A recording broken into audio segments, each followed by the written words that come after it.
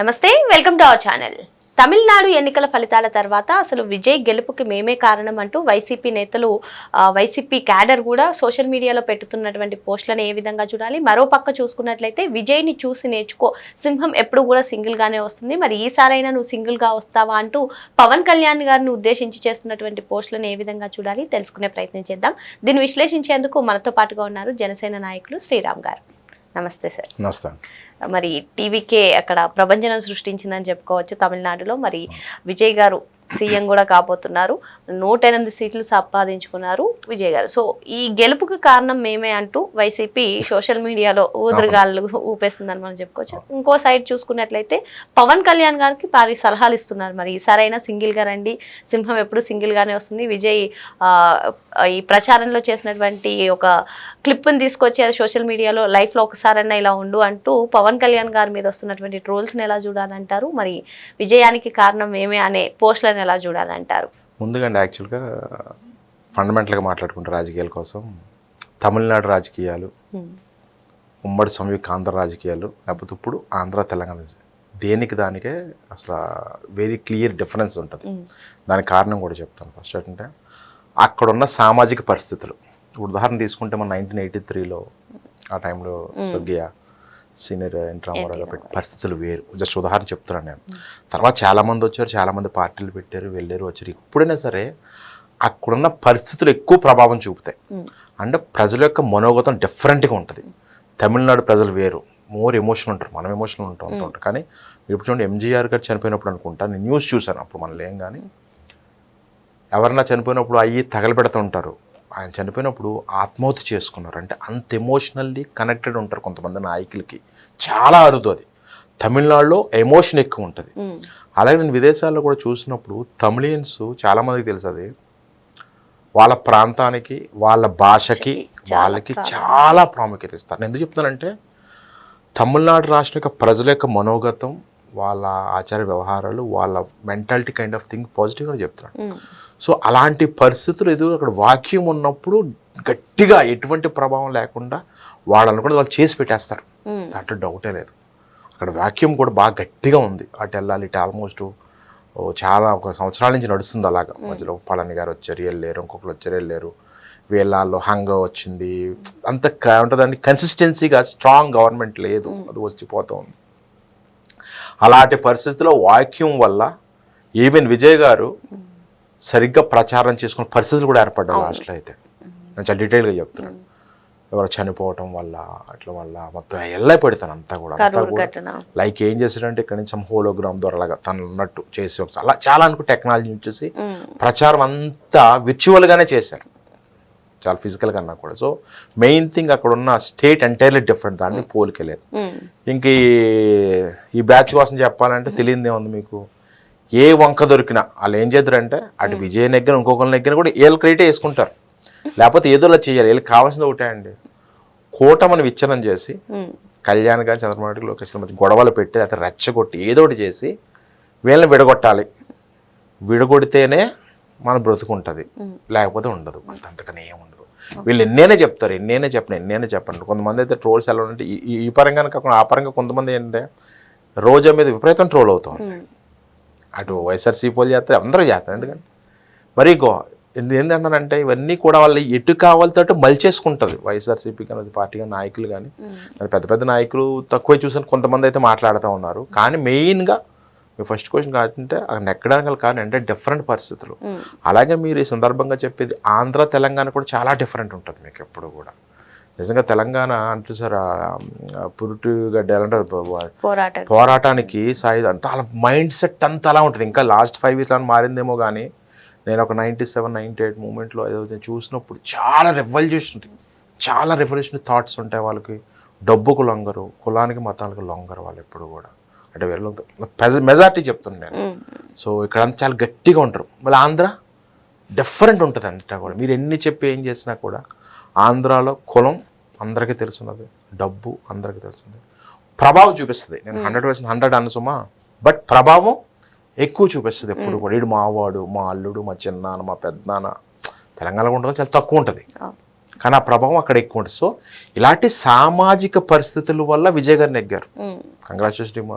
నేను చెప్పేది అంతే తప్ప నువ్వు సింగిల్గా రెచ్చగొట్టి పనులు ఎందుకు అనవసరంగానే, దాని దీనికి పోలికెళ్ళేదండి అసలు. అంటే ఇప్పుడు ఈ ప్రమోషన్ ఏదైతే చేస్తున్నారో అదంతా కూడా కూటమిని విచ్ఛిన్నం చేయడానికంటే విజయసాయి రెడ్డి గారు కూడా గతంలో చెప్పారు, అసలు కూటమి కలిసి ఉన్నంత వరకు నువ్వు పొర్లి దండాలు పెట్టినా సరే అధికారంలోకి వచ్చి. విజయసాయి రెడ్డి మినిమం సెన్స్ ఉండి కొంచెం రాజకీయ అనుభవం ఉండి గత ఎలక్షన్స్ చూసి అంతకుముందు చూసి కళ్యాణ్ గారు ఇవన్నీ చూసి చంద్రబాబు నాయుడు గారు వీళ్ళందరూ చూసిన ఎవరైనా మినిమం సెన్స్ చెప్తారు. అదే అంటాను, జగన్మోహన్ రెడ్డి గారు మేకపోతే గాంభీర్యం చూపిస్తున్నాడు ఎప్పుడు కూడా. వచ్చేస్తున్నాడు. నిన్న మొన్న ఒక ఎంత హాస్యాస్పదం అంటే టాపిక్ వచ్చి చెప్తున్నాను, ఏదో మాకు స్థలాలు పోయినాయి ఏయో పోయినాయి ఒక లేడీ వచ్చి రోడ్డు నుంచి గొడవ చేసింది.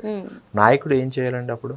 తీసుకుని డీటెయిల్స్ తీసుకుని చూసి సంబంధిత అధికారులకు ఇచ్చి కలెక్టర్కు లెటర్ పెట్టండి, ఈ స్థలాలు ఏమైనా చెప్పాలా. ఎంత దారుణమైన ఆన్సర్ ఇచ్చాడు ఆయన, ప్రతిపక్ష నేత అయ్యండి కూడా. ఎంత దారుణమైన ఆన్సర్ తెలుసా? 3 సంవత్సరాలు కళ్ళు మూసుకోమంటారు. ఈ 3 సంవత్సరాలు ఆవిడ ఏం చేయాలి? ఏడుస్తూ కూర్చోవాలా? ఆ ప్రతిపక్ష నాయకుడివి లేకపోతే నెగ్గే 11 సీట్లు వచ్చినాయి, కనీసం ఏదో ఉంది, న్యాయం చేయాలి కదా ఆవిడకి. ఏదో న్యాయం ఇంకా ఇవి కూడా చేయకపోతే రేపొద్దున్న 3 సంవత్సరాలు కళ్ళు మూసుకుని అధికారులకు వస్తాను ఎలా చెప్పగలుగుతారంటాను నేను.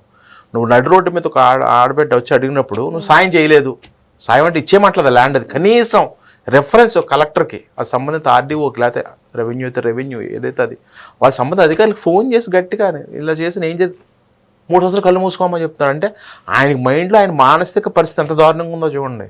ఆయన ఎక్స్-సీఎం ఎక్స్-ఎంపీ సాక్షాత్ రాజశేఖర్ గారి అబ్బాయి.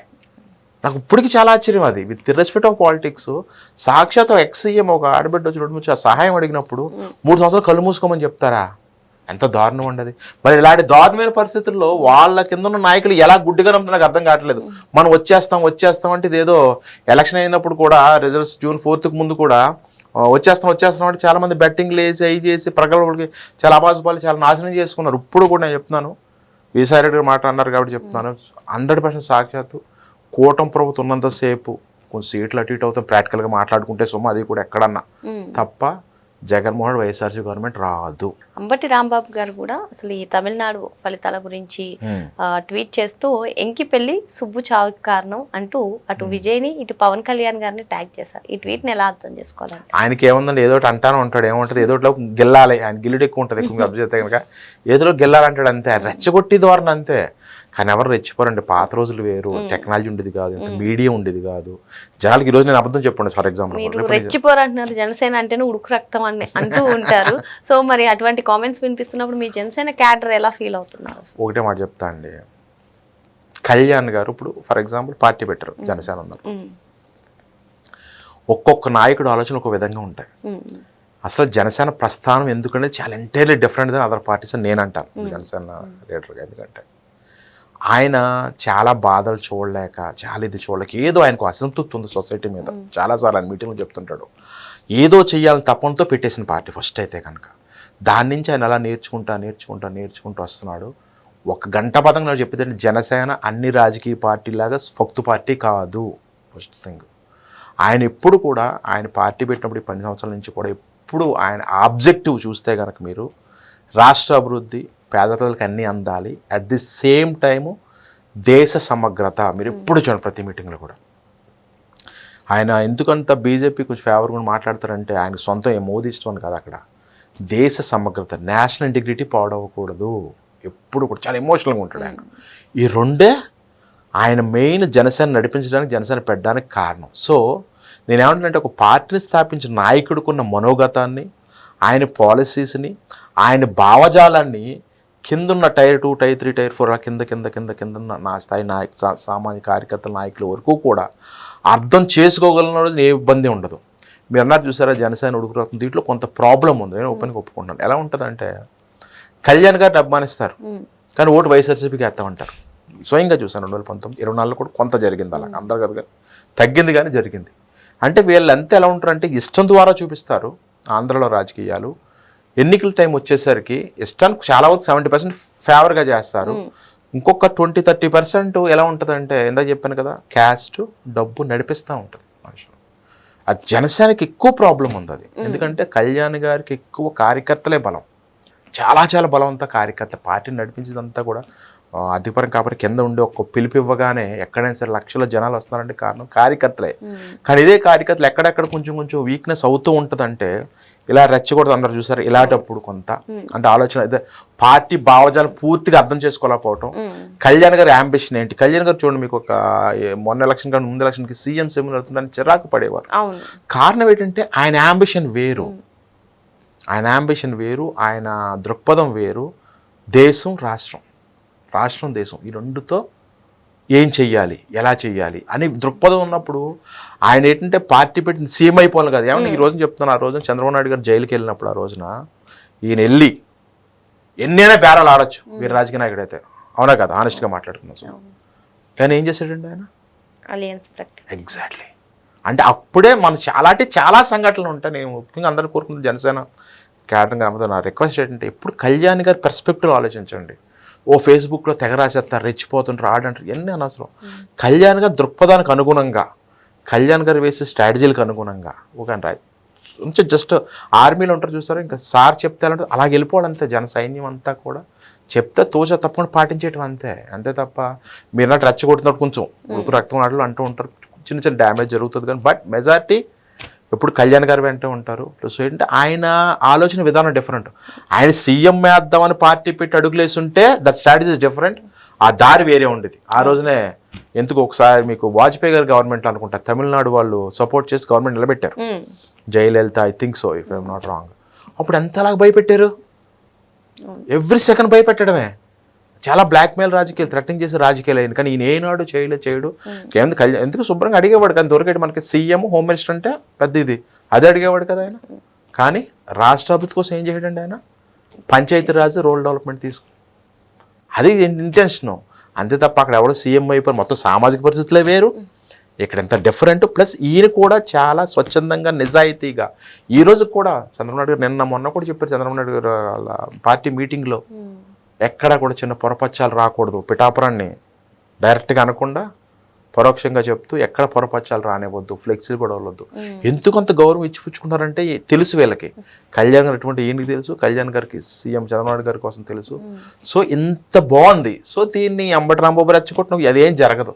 ఏమన్నా కొంచెం ఏమన్నా జనసేనలో కానీ అక్కడ ఎవరు రక్తం ఉన్నప్పుడు ఏమన్నా కొంచెం ఇది అవుతుంది టీచర్ పెద్ద పట్టించుకోవాల్సిన లేదు. కానీ బట్ ఎట్టి పరిస్థితులు రెండు డిఫరెంట్ అండి, దాంట్లో డౌటే లేదు. ఓకే సార్, మరో అంశంతో మళ్ళీ కలుద్దాం. Thank you sir.